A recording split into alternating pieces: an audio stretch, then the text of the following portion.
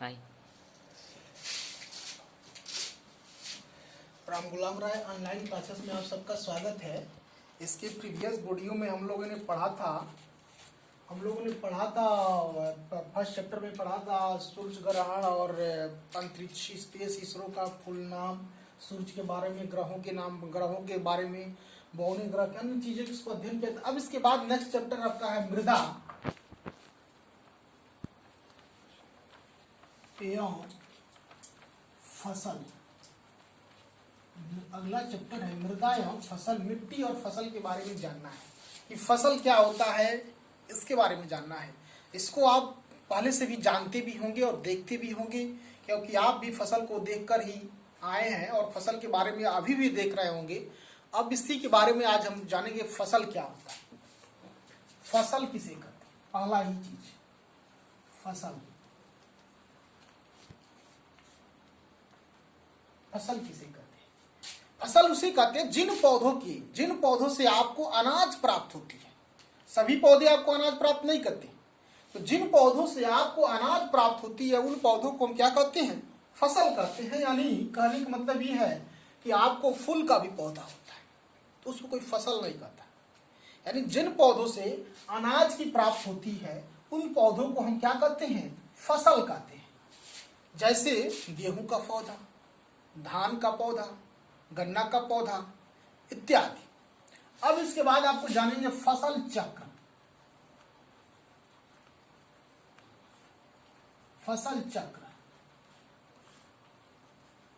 ये अक्सर ये चीजें इसको आप करते भी हैं। फसल चक्र में ये होता है एक निश्चित समय के अंदर, एक निश्चित समय अवधि में, एक निश्चित क्षेत्र में फसल को परिवर्तन करके बोना, जिससे उसकी उर्वरक शक्ति की वृद्धि हो सके, पैदावार की वृद्धि हो सके। इस क्रिया को ही हम क्या कहते हैं, फसल चक्र कहते हैं। क्योंकि हम देखते हैं कि धान बोते हैं, फिर उसके बाद से गेहूं बोते हैं, फिर उसके बाद से मक्का बोते हैं। ये तमाम परिवर्तन यदि हम उसी को बार बार एक ही चीज करें तो हमारा पैदावार और उस खेत की मिट्टी की जो शक्ति है वो क्षीण हो जाएगी, कमजोर हो जाएगी और पैदावार में भी कमी आ जाएगी। इसलिए इन चीजों को पैदावार बढ़ाने के लिए और मिट्टी की उर्वरा शक्ति को बढ़ाने के लिए हम फसल चक्र का प्रयोग करते हैं। इसलिए एक फसल चक्र का मतलब ये होता है कि आप जो लगातार जो फसल बो रहे हैं उस लगातार फसल बोने में क्रम को तोड़िए। जब आप क्रम को तोड़ के बोएंगे तो आपको पैदावार क्या होगा, अधिक मिलेगी और आपकी मिट्टी की उर्वरा शक्ति की क्या होगा, लाभ होगा। और खेत से तमाम खरपतवार नष्ट होंगे और उसके बाद से आपकी मिट्टी की शक्ति, उर्वरक शक्ति और पैदावार की भी वृद्धि होगी।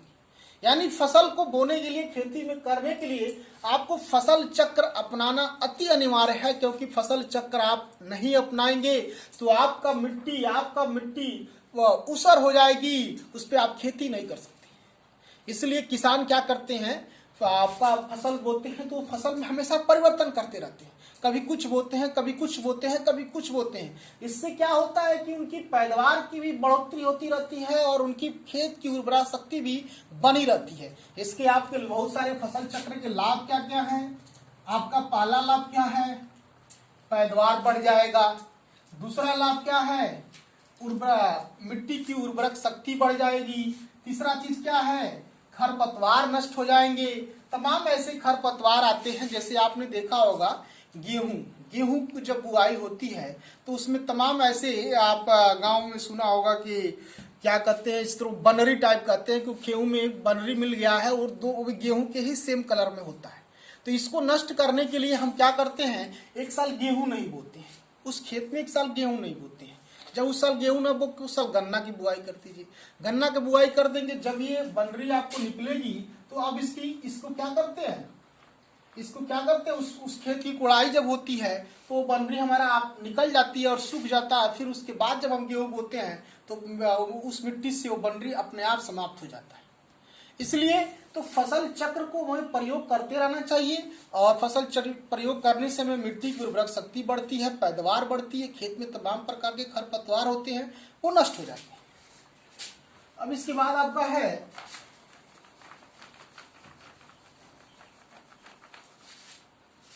तीसरा चीज है फसल के प्रकार जानिए। फसल के प्रकार जानिए।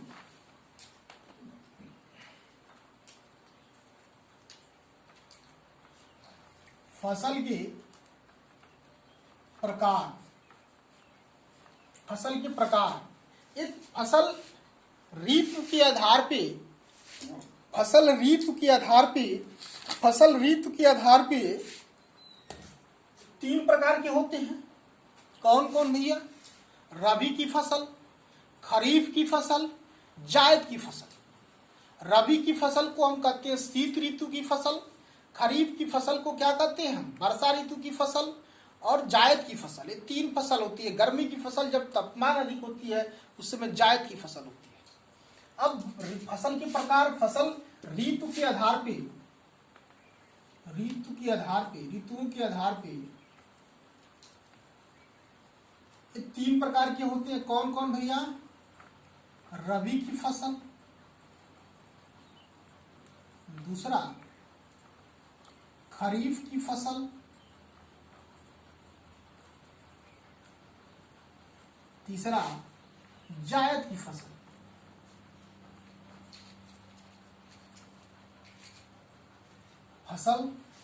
फसल 3 प्रकार के होते हैं। कौन कौन? रबी की फसल, खरीफ की फसल और जायद की फसल। अब बारी बारी से इन तीनों फसलों के बारे में हम जानेंगे कि कौन सा फसल रबी फसल है, कौन सा फसल खरीफ फसल है, कौन सा फसल जायद की फसल, इनके बारे में जानेंगे।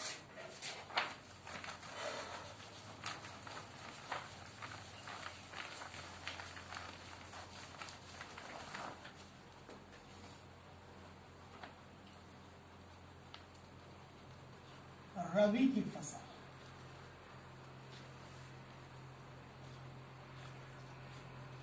वह फसल जो रबी की फसल, वह फसल जो अक्टूबर से नवंबर में, जो अक्टूबर से नवंबर में क्या की जाती हो? बोई जाती हो। अक्टूबर से नवंबर में बोई जाती हो और मार्च से अप्रैल में काटी जाती हो। मार्च से अप्रैल में काटी जाती हो, उन सभी फसलों को हम क्या कहते हैं? रबी की फसल कहते हैं। वह फसल जो अक्टूबर से नवंबर में बोई जाती हो और मार्च से अप्रैल तक काटी जाती हो, उन समस्त फसलों को हम क्या कहते हैं? रबी की फसल कहते हैं। जैसे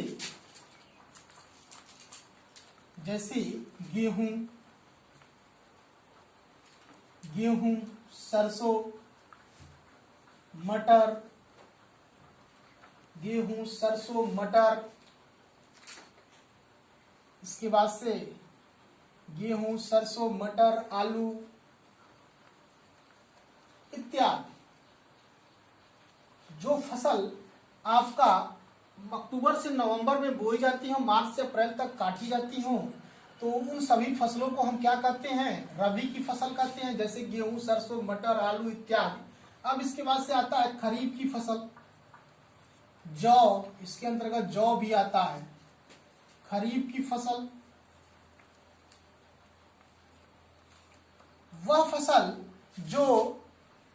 फसल जो मई से जून के महीनों में, वह फसल जो मई से जून के महीनों में, वह फसल जो मई से जून में, जून से जुलाई लीजिए, वह फसल जो जून से जुलाई के महीनों में बोई जाती हो,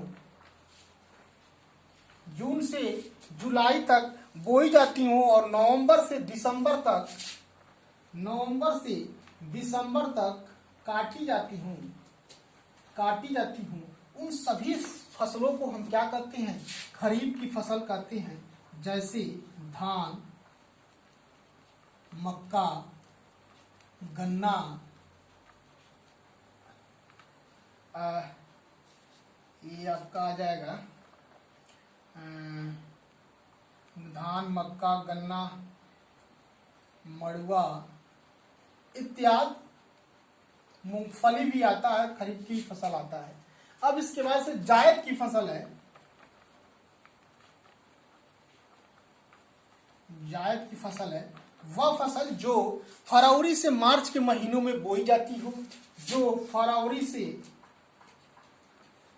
मार्च तक बोई जाती हो और मई से जून तक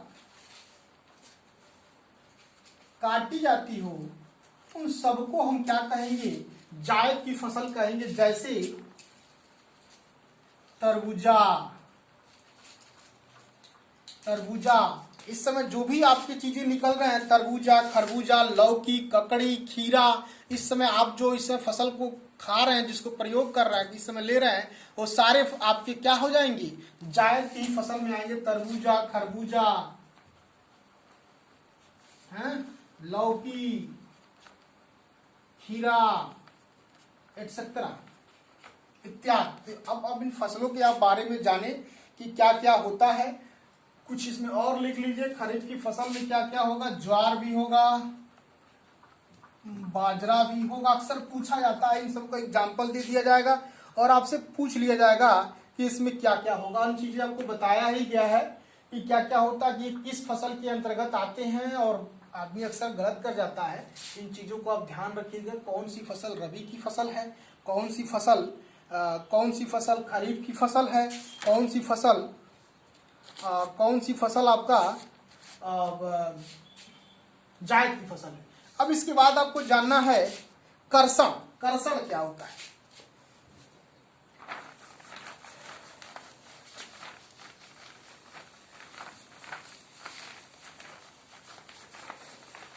इसके बाद से जानना है कर्षण। खेत की जुताई से लेकर फसल की कटाई तक जितनी भी क्रियाएं आप करते हैं, खेत की जुताई शुरू होती है, जब फसल को तैयार करना होता है तो खेत को तैयार करते हैं सबसे पहले, तो सबसे काम जुताई से हम शुरू करते हैं। जुताई से लेकर फसल की कटाई तक जो भी आप क्रियाएं करते हैं, उन समस्त क्रियाओं को ही हम क्या कहते हैं? कर्षण कहते हैं। कर्षण में जो जो यंत्र आपका प्रयोग हुआ है, उन सभी यंत्रों को हम क्या कहते हैं? कृषि यंत्र कहते हैं।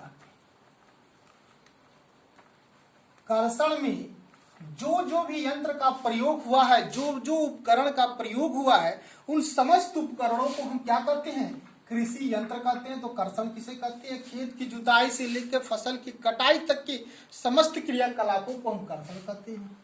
कर्षण में जो जो यंत्र का प्रयोग हुआ है, उन समस्त यंत्रों को हम कृषि यंत्र कहते हैं।